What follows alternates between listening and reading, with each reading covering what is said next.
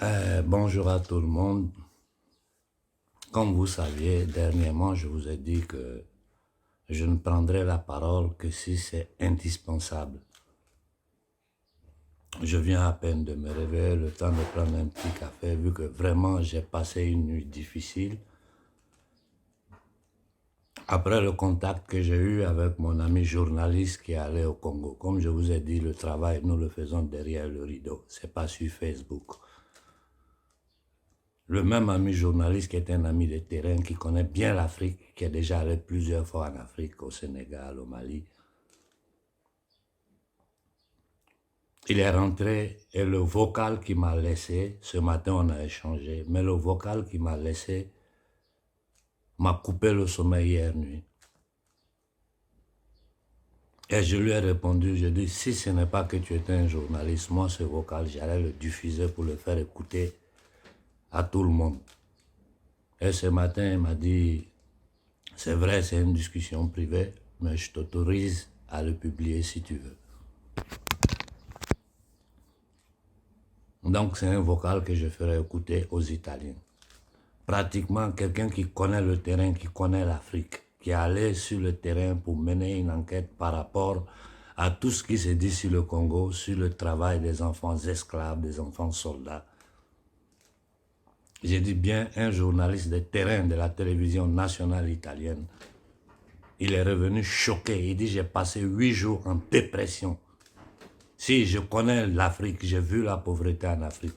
Mais ce que j'ai vu au Mali, au Sénégal, au moins là-bas, les gens arrivent à se débrouiller pour se mettre quelque chose dans la bouche. Mais ce que j'ai vu au Congo, c'est choquant. Même dans la jungle, les animaux ont des règles. Ils ont fait du Congo un no man's land. Et les multinationales sont là-bas en train de piller les Congolais. Tout ce que nous racontons sur le criminel de Kagame, il allait voir, entendre de ses propres yeux.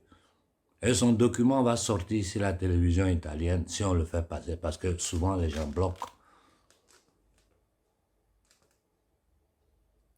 Les Italiens vont savoir la vérité. Et si quelque chose passe à la télévision italienne, ça veut dire que c'est toute l'Europe qui sort. Comme pendant le franc CFA, c'est lui qui allait documenter ce que nous faisons. Ça a pris toute l'Italie, ça a pris toute l'Europe. Une fois que ça passe sur les grands médias, ça veut dire que ça va arriver au grand public, à l'opinion publique. Parce que en réalité, ce qu'on sait sur le Congo, les gens ne savent rien à part les balivernes, les manipulations des journaux des systèmes.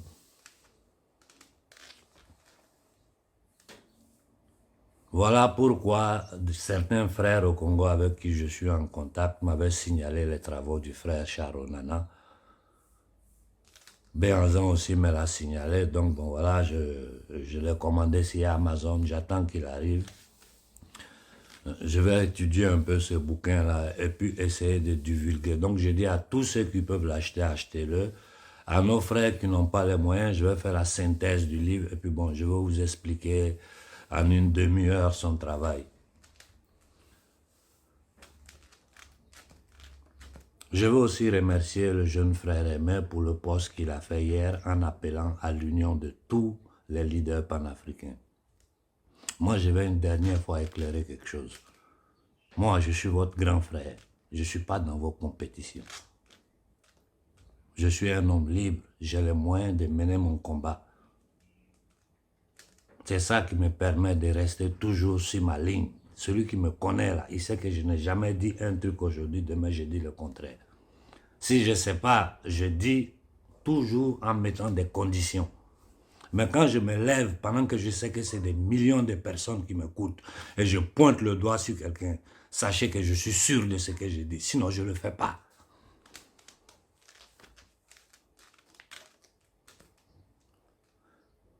Vous m'avez signalé la situation du général au Niger. Ce qui se passe au Niger, est-ce que ça doit nous surprendre? Avant que ça commence, des années auparavant, je vous ai dit quel était leur plan. Quand ils ont mis en cours cette simulation d'opération militaire de l'Afrique du Nord jusqu'en Afrique du Sud, je vous avais dit qu'ils allaient prendre le Niger pour faire la base centrale des opérations de l'OTAN, donc ça veut dire de l'Afrique comme en Afrique. C'est dans ça, c'est ce que nous sommes en train de vivre. C'est ce que nous sommes en train de vivre. Et les gens nous menacent clairement. Ils ne cachent rien, quoi. C'est vis-à-vis. Béhanzin est sorti avant-hier pour avertir tout le monde. Parce que ce double langage-là, cette stratégie, nous la connaissons. Ça fait combien de temps il l'utilise en Afrique? Nous la connaissons. Vous l'avez fait en Côte d'Ivoire, fait péter la Côte d'Ivoire. Vous l'avez fait au Mali, fait péter le Mali. Vous le faites partout. Ils ont divisé le Soudan sous nos yeux. Et nous étions là, nous assistons. Quand nous crions, les gens ne nous écoutaient pas. Maintenant, ce que le Soudan est en train de vivre, ce n'est même pas nous qui disons, ce sont les journaux occidentaux qui le disent. Tout ça, c'est pour empêcher à la Russie d'installer une base pour défendre les Soudanais. Mais ça, là, il y a deux choses. Un des deux généraux en train de trahir son peuple. C'est tout. Il n'y a rien d'autre. Ils sont deux. Il y a un qui est en train de trahir le peuple. Et c'est les Soudanais qui meurent. C'est toujours notre peuple qui verse son sang pour les intérêts des impérialistes. J'ai dit à nos frères du Soudan, déposez les armes. Que personne n'aille combattre pour ces généraux-là. Déposez les armes et passez à la discussion entre vous. C'est des Soudanais qui vont mourir parce qu'une puissance impérialiste comme les États-Unis veulent imposer le paradigme satanique du pouvoir anglo-saxon sur le monde à travers ce dollar, cette monnaie de Babylone.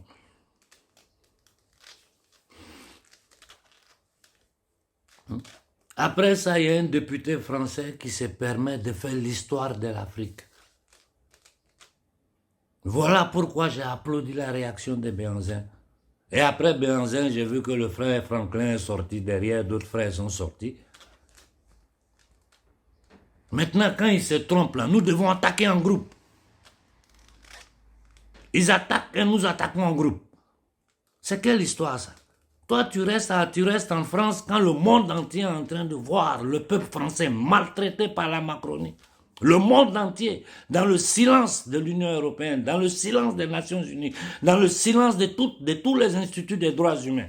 Les images qui viennent de la France aujourd'hui, là, quelqu'un peut nous parler de démocratie en France? Et pendant ce temps, l'armée française est en train de bouger sur tout le continent africain.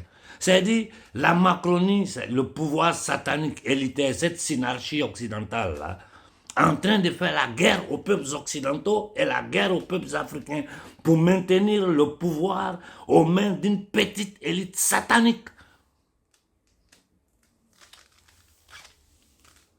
Je vous ai dit, ce n'est plus le moment de rentrer dans des conflits inutiles entre nous. Ça n'arrange personne de nous. Si nous sommes divisés, eux, ça ne fait que les arranger. Et eux, là, ils ont tout. Nous, on n'a rien. Jusqu'aujourd'hui, ils ont le contrôle de la création monétaire. Ils ont le contrôle de toutes les multinationales. Ils ont les armes.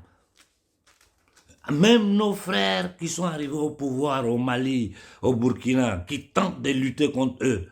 Mais regardez la disproportion des moyens. Et ils continuent d'attaquer. Les déclarations de ce député français, cet énergumène-là, mais c'est quoi ça? Il est en train de nous dire qu'ils vont créer des guerres entre nos populations. Et j'ai dit au Burkinabé, si vous tombez dans cette erreur-là, vous serez la plus grande déception de toute l'Afrique. Burkpel contre Mossi. Mais des bêtises! Avant que les Occidentaux arrivent en Afrique, les Peuls et les Mossi vivaient ensemble. L'histoire de l'Afrique, nous la connaissons, nous l'avons étudiée. J'ai dit, je ne perds même plus mon temps dans certaines polémiques comme cette histoire de Cléopâtre. Tout ça, ça me divertit. Parce que je vois le danger qui nous menace. Il y a certaines choses en Afrique, les gens n'en parlent même pas. Dans le monde panafricain, les gens n'en parlent pas. Ce n'est pas par négligence, c'est parce qu'ils ne savent pas. Les nouvelles formes de guerre modernes, il y a des risques. Il y a des risques au Soudan parce que le pays est rempli de biolabs. Toute l'Afrique est remplie de biolabs. Personne n'en parle. Et nous avons vu les dangers que ces trucs-là menacent en Russie, en Ukraine. Nous avons vu les opérations militaires russes pour rentrer en possession de ces structures-là, pour protéger leur population. Et nous savons ce qu'ils étudient dedans et à quoi ça sert. Je ne rentre pas dans les détails pour ne pas faire bloquer la vidéo. Nous sommes menacés de partout. Les derniers événements au Mali, j'assiste même si je ne dis rien. Je suis tout leur... C'est-à-dire, quand tu vois le plan, et puis eux là, ils se cachent même plus. La société civile occidentale aujourd'hui, ils savent, quand moi je parle là, c'est les Italiens qui me disent tu as raison. Ils savent, mais eux-mêmes là, ils ne peuvent rien contre leur gouvernement. Mais regardez ce que Macron fait aux Français. Moi je suis assis, je regarde, je suis dépassé, je dis mais c'est quoi ça? Et ces images-là, quand ça sort sur les réseaux sociaux, ils le font bloquer. Et c'est des gens comme ça qui viennent chez nous parler de démocratie. On va être là tous les jours pour répéter la même chose. On répète, mais ils s'en fichent pas mal. Je vous ai dit, ils savent que nous savons. Ils savent que nous savons qu'eux, ils savent que nous savons. Mais ils sont dedans. Ils sont obligés. Ils vont faire comment? Comment ils vont faire? Ils n'ont pas le choix. J'ai dit le Congo seul est plus riche que toute l'Union européenne. Le Congo seul, un seul pays de l'Afrique est plus riche que toute l'Union européenne. Voilà pourquoi mon ami journaliste a été choqué. Parce que quand je parle là, ici les gens ne vont pas voir les yeux. Je te dis, il m'a dit, il dit, j'ai passé 8 jours de dépression, j'ai écouté sa voix, je vais la faire écouter aux Italiens parce que c'est un Italien. Il est dépassé par ce qu'il a vu. Et tout ça, Kagame est là, il est tranquille, il va se balader en Guinée, les gens sont là. Bon, tu vois des gens qui se légitiment eux-mêmes, comme le mec là, je ne sais pas comment il s'appelle, je ne le connaissais même pas, on me l'a signalé. Je vous ai dit, je ne veux plus faire des discussions inutiles. Il a fait une grave erreur de communication. Lui seul, il a tué sa carrière politique. Parce que ceux qui n'ont pas compris que la jeunesse africaine d'aujourd'hui, et nous, notre temps là, ce n'est pas la même chose. C'est pas la même chose. Les jeunes là, ils ont tout compris. Ils ont seulement besoin de guides. Et moi, je sais pourquoi les gens n'arrivent pas à voir, à accepter la vérité. Que individuellement, chaque petite colonie, chaque enclos colonial, sa voix ne fait pas du bruit. Mais si toute l'Afrique se lève un jour pour dire ça suffit, les gens voient les gens au Mali. Ce n'est pas contre les gouvernements, nos endocolons, non. C'est contre ceux-là, les impérialistes. On verra ce que l'ONU va dire. Ce n'est pas un pays, c'est toute l'Afrique noire. Et si nos frères d'Afrique du Nord veulent s'ajouter à nous, ça ne fait qu'augmenter notre voix. Mais seulement l'Afrique noire se lève un jour, 10, 15 pays, pour manifester le même jour. Dans un système de communication globale, l'ONU tremble. Demandez-vous pourquoi les gens ne m'écoutent pas. Il y a 5, 6 ans, quand je disais allons devant les ambassades, on ne m'a pas écouté. J'ai été boycotté, même insulté. Et pourtant, je n'ai jamais parlé de violence. Parce que la représentation légale d'un pays, c'est quoi à l'extérieur? C'est la France en Côte d'Ivoire, au Mali, au Sénégal. C'est l'ambassade. Si le peuple va là-bas pour dire foutez-nous le camp, qu'est-ce qu'on a fait? C'est chez nous. C'est chez nous. On dit à la municipalité des partis, ils ne veulent pas partir. À la MUNSCO des partis, ils ne veulent pas partir. Je vous dis, l'Afrique d'aujourd'hui, ce n'est pas l'Afrique d'hier. Toutes les sociétés qui opèrent, même dans le noir, sur le sol congolais, nous, on est au courant. On sait tout. On sait qui finance les groupes, on sait qui est Kagame, d'où il est parti, quel est son projet. Nos vieilles dynasties africaines qui sont au pouvoir, eux-mêmes ils sont là aujourd'hui, ils vivent dans la honte parce qu'ils savent que tous les Africains savent la vérité. Ils sont au pouvoir parce que c'est des prisonniers. Prisonniers de leur ego, prisonniers de tout le mal qu'ils ont fait à leur peuple. Prisonniers de leur conscience, s'ils en ont une. Aujourd'hui encore, le franc CFA existe. C'est-à-dire aujourd'hui, tout ce que les Africains vont travailler là, la France va prendre les 3 quarts. Et tape papier cul, on nous envoie ça. Ces gens-là viennent chez nous pour parler des droits humains. Et ils sont là, ils font les calculs ici en Europe. Non, cette année, on aura besoin de 100 000 mains d'œuvre de jeunes Africains pour venir faire l'esclave en Europe. Le gouvernement, c'est ces calculs-là, ils font ici. Et quand ils savent qu'ils mentent, parce qu'ici, il n'y a plus de travail. Je vous dis, venez voir. Demandez à vos frères qui vivent en Italie s'il y a du travail pour ceux qui sont ici il y a 30 ans. Ils vont vous dire. À plus forte raison, les jeunes qui sont arrivés. Ceux qui sont en France, posez-leur les questions, en Allemagne, partout, ils vont vous dire la vérité. L'Europe en pleine crise régressive, et c'est une crise créée à table. C'est que la souffrance qu'aujourd'hui les Européens commencent à sentir petit là. C'est-à-dire en work in progress, ils sont en train de faire. Ça là, ça fait partie du plan du World Economic Forum, du WEF, de ce dépravé là. Et c'est écrit, c'est là sous nos yeux où ils veulent nous amener. Et nous, Africains, nous devons analyser les vrais dangers qui nous menacent. Parce que c'est des dangers souterrains, c'est des trucs qu'on ne voit pas. C'est pas pistolet. On met dans l'air et puis ça, il fait son travail. L'Afrique est remplie. Personne n'en parle. Il y a certains même desquels le gouvernement même du pays ne sait pas. Sur son propre territoire. Aujourd'hui, quelle preuve on n'a pas? Et ce n'est même pas nous qui disons. Ce sont les journaux internationaux occidentaux qui sortent. Regardez le tas de documents que Julian Assange, qui aujourd'hui est un prisonnier politique, c'est-à-dire un journaliste qui a fait son travail, on l'arrête, on le met en prison. Celui qui dit la vérité, on l'arrête, on le met en prison, si on ne te tue pas. C'est ça qu'ils appellent démocratie.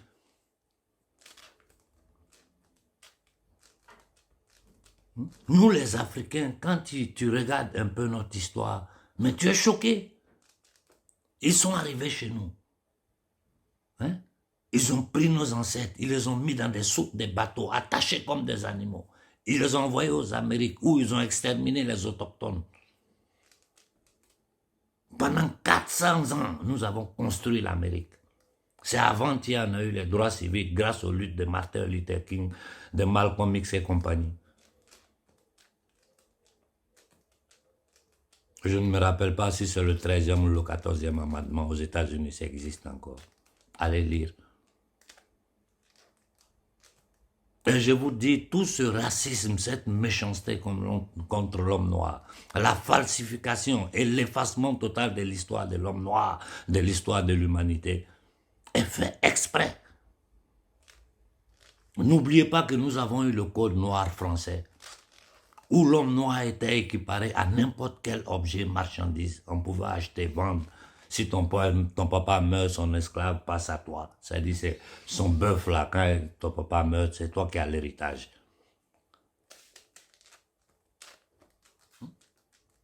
La colonisation, les travaux forcés, le massacre de Tiaroy, le génocide du Rwanda, la guerre du Biafra, la guerre de la Côte d'Ivoire, la guerre du Mali dans laquelle nous sommes, où la France et les terroristes ont confisqué une ville du Mali. Aujourd'hui, à travers ce qu'ils appellent parlementaires, que les Français ont compris qu'en France, aujourd'hui, il y a une plutocratie. Hein? Ils menacent avec des doubles langages nos populations parce qu'ils vont déguiser des gens en Peul ou en Bambara, comme ils ont fait au Mali, aller attaquer des villages la nuit et le lendemain, utiliser les ONG. J'ai dit au capitaine Ibrahim, il faut foutre toutes ces ONG-là dehors du Burkina. Et j'ai dit aux Maliens, tant que l'amunissement sera au Mali, vous n'aurez pas la paix. Et je vais finir, parce que vous m'écoutez tous. Tous les gouvernements occidentaux m'écoutent. Je vous dis, allez sur Google, tapez mon nom. La première chose qui va venir, c'est les remerciements de l'actuel Premier ministre italien qui me dit merci pour le travail de libération que tu es en train de faire pour ton peuple. Ils m'écoutent tous. Faites attention. Faites très attention. Nous n'allons plus vous permettre de nous chosifier, de nous traiter en esclaves comme vous le faites depuis 600 ans. Et c'est avec une bulle papale en 1454 qu'un pape a autorisé aux Portugais d'aller attraper les Noirs pour les mettre en esclavage. Encore avant la date officielle de la découverte des États-Unis. Christophe Colomb avait 1 an, je crois. Si l'Amérique a été découverte en 1492. Depuis qu'ils ont mis les pieds en Afrique, on n'a pas eu la paix.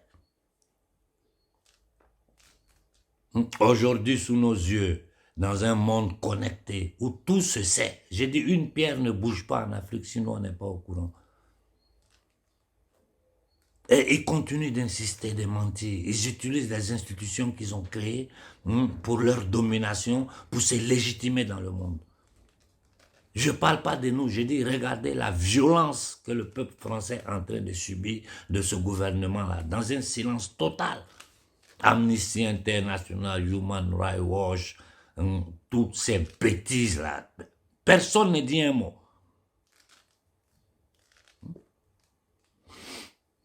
La France qui veut utiliser le Tchad contre la RCA. Je suis assis là, je vois le Fonds monétaire international qui va envoyer des aides. Mais j'ai dit, mais ça suffit. Ça suffit. À votre avis, comment nous pouvons régler ce problème-là? C'est en se baladant individuellement, la confrérie fait ses choses à part, l'autre groupe fait ses choses à part, l'autre fait à part. Mais on est dans un désordre. On est dans un désordre. Moi, je réponds au téléphone, la jeunesse africaine est témoin. Je réponds au téléphone à n'importe qui quand c'est important, mais je ne peux pas répondre à tout le monde. Et je sais ceux qui sont disponibles à créer une confédération d'opinionnistes, d'activistes, d'hommes politiques africains. Et ça ne coûte rien, ce n'est pas difficile que 5-6 personnes se parlent au téléphone et choisissent un comme porte-voix qui sort pour dire à l'Afrique, nous avons décidé que tel jour, toute l'Afrique doit s'élever. Moi, je vous ai dit, ne m'appelez même pas fête. Mon problème, c'est pas être présent. Je n'ai pas besoin de visibilité. J'ai sacrifié les 20 dernières années pour ce combat-là. Aujourd'hui, les résultats sont en train d'arriver. Aujourd'hui, la jeunesse africaine a compris. Les Occidentaux savent la vérité. Mais ils continuent de mentir malgré tous les efforts que nous avons faits. Regardez la manifestation qui a été faite au Mali contre la MINUSMA. En Europe, rien n'a filtré.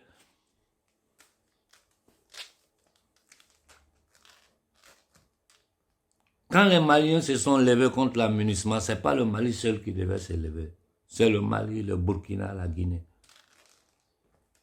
Si le problème de la Guinée, là, je ne dis rien parce que je vous avais averti. Quand je vous ai dit c'est un coup d'État qui a été fait par l'OTAN, les gens m'ont contredit. Et je vois des gens raconter des bêtises. J'ai dit, moi, je ne perds pas mon temps dedans. Où on arrivait là? J'ai dit, le mensonge peut prendre l'ascenseur, la vérité va prendre l'escalier. Il va arriver. Tout ce que je vous dis, vous voyez.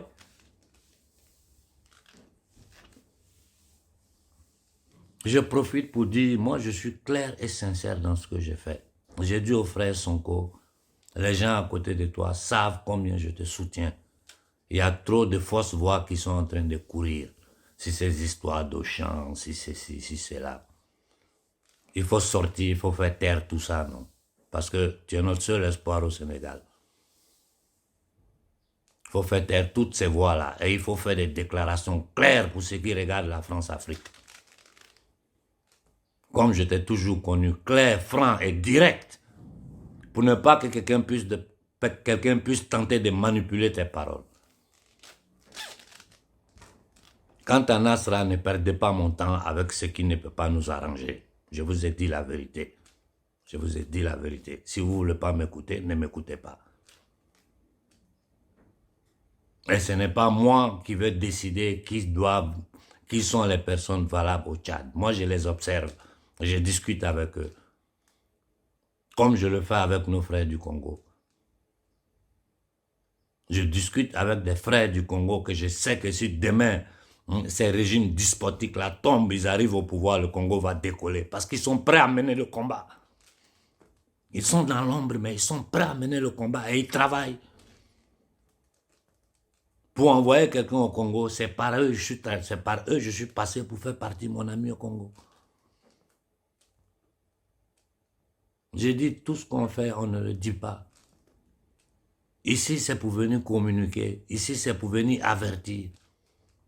Le Burkina a été averti sur ce que la France est en train de préparer. Qu'est-ce que nous faisons? Le Soudan est en train de péter. Les mouvements des groupes armés, des terroristes, des mercenaires, on ne comprend plus rien. Jusqu'à on arrive où maintenant on veut déguiser des gens en soldats maliens pour aller... Qu'est-ce que nous devons faire? La seule force qui peut arrêter ces voyous-là, c'est les exposer aux yeux de l'humanité. C'est la seule force qui peut les arrêter. Nous devons arriver, on n'a qu'à se boucher le nez. Même dans une famille de même père, même mère, tous les frères ne sont pas d'accord de la même façon. Lançons une manifestation à échelle continentale. Nous avons contact à travers Béhanzin avec nos frères de l'Afrique du Sud. Nous de l'Afrique de l'Ouest et de l'Afrique centrale, nous sommes déjà en contact. Faites le boulot. Faites le boulot. Le futur vous appartient. Sortons des trucs qui ne nous arrangent pas. Ces vieux clichés que les Occidentaux utilisent pour essayer de te donner la légitimité, la visibilité. Ça n'arrange plus la jeunesse africaine.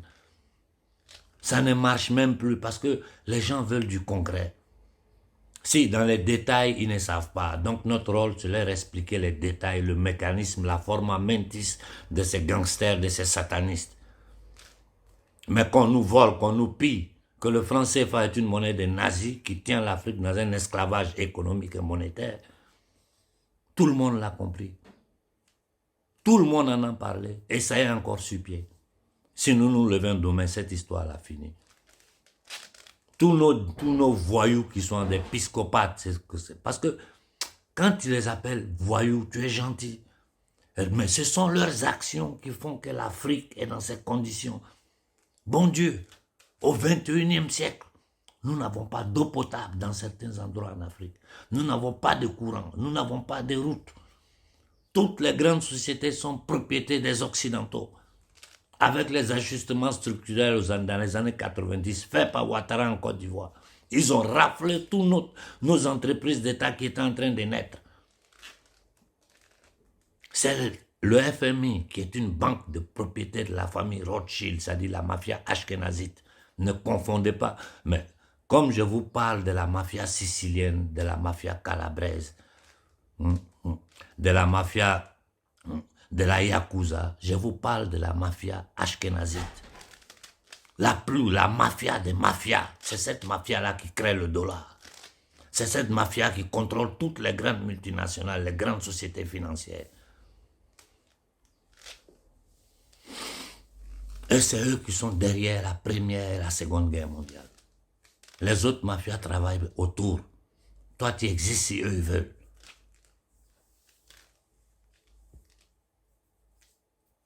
Celui qui a le contrôle de la création monétaire a le contrôle de tout.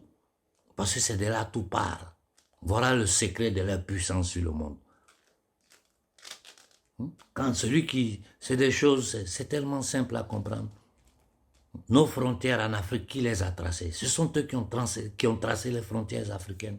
En 1884-1885, ils se sont assis à Berlin, nous on est chez nous là-bas, et ils tracent, ils divisent le morceau de gâteau entre eux. C'est ces frontières que nous avons jusqu'à aujourd'hui. Sans concerter un Africain. Nous avons combattu pour eux à la Seconde Guerre mondiale. Combien de sang nous avons versé? Pour les salaires, ils ont tiré sur nos frères à Tiaroy. Dernièrement, ils ont tiré sur les gens au Burkina. Ils ont tiré sur nos frères au Niger. Il n'y a que dans un soulèvement populaire de toute l'Afrique noire que nous pouvons arrêter ces bandits. Je vous en prie, je le dis ici publiquement à tous les leaders d'opinion africains. Arrêtons les guerres inutiles entre nous et lançons une manifestation à échelle continentale. Nous allons arrêter ces gangsters. Bonne journée à tout le monde et merci pour l'écoute.